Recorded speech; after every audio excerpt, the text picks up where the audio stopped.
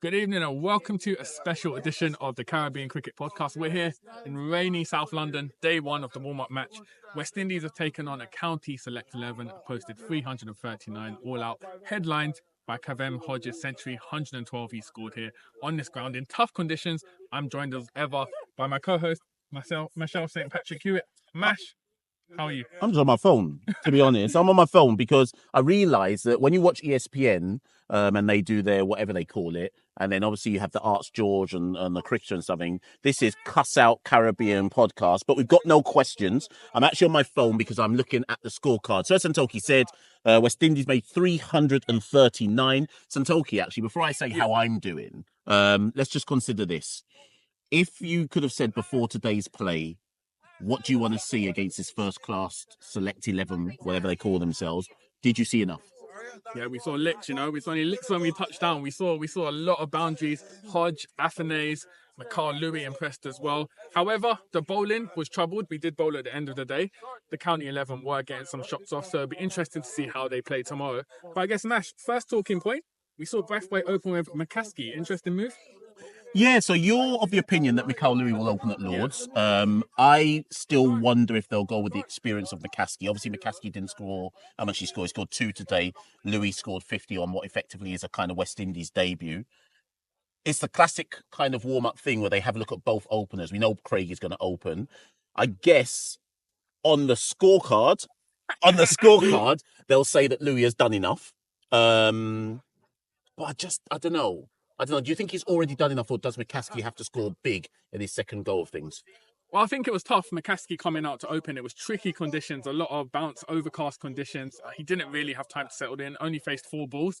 However, Louis looked very composed, has a good technique, flourished with the boundaries, a lot of good shot making.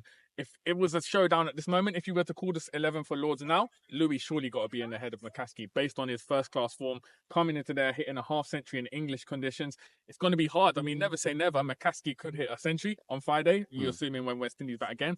That could shake things up, but I think as it stands, surely you got to go with the informed man. You got to go with Machel Louis. However, either way, if you look at it, Mash, one of them is going to be making their debut at Lords opening, which is going to be a tough job. 100%. And then further down the order, we saw Mackenzie with a 73, Athanaze with a 74, Kavem Hodge, obviously, as you said, with a 112. Now, what was also quite interesting to me is Hodge came 6. And up until the start of this warm-up game, I had always assumed, right, one of the all-rounders is batting 6, whether it be Kevin Sinclair, whether it be Jason Holder. With Kemar Roach's injury, is it now a case that we may be going 6 out-and-out batters with maybe like someone like a Kavem Hodge with his left-arm darts to complement the seamers? Because Sinclair didn't come. Holder came 7, Josh 8, Imlak 9. Obviously, it's a warm-up game. Sinclair 10.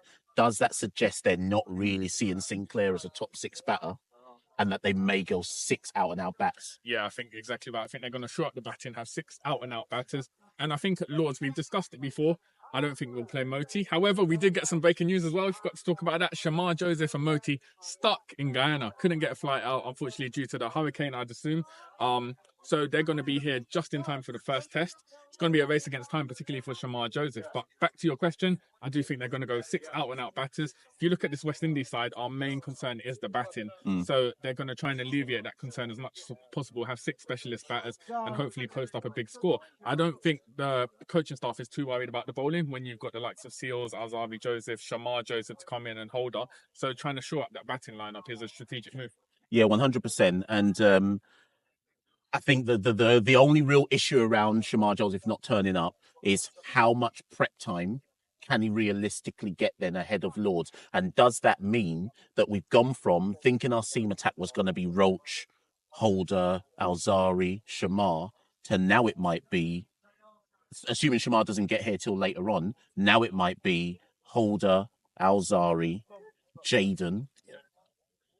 Jeremiah Louis might get a debut. Yeah, Jeremiah Louis might get a debut. If he bowls well tomorrow, maybe he gets a debut at Lords because Shamar Joseph just isn't here. And how much prep does Shamar's been? He didn't play any of the T20 World Cup. Yes, he was in the nets. How much prep does a bowler need prior to going into a test match, having not even turned up in the country yet? So it's possible Santokie Shamar doesn't play at Lords. Yeah, I think it's a tough ask of any bowler. This isn't a disrespect to Shamar Joseph. I think it's tough for any bowler to come into foreign conditions where he's not played in England before and immediately strike from the get-go. I think losing that warm-up time, Jeremiah Lewis has been playing in England. He's used to the conditions. He's got this practice time up, so we could see that call. In line with Shamar Joseph not being able to fly, it wouldn't surprise me at this point. It'd be a massive blow for West Indies along with Roach out, but it is what it is at this point. We have to deal with outside circumstances. So we could be seeing both Louis brothers making a debut at Lords on Wednesday, Mash. And that's certainly Antigua are up.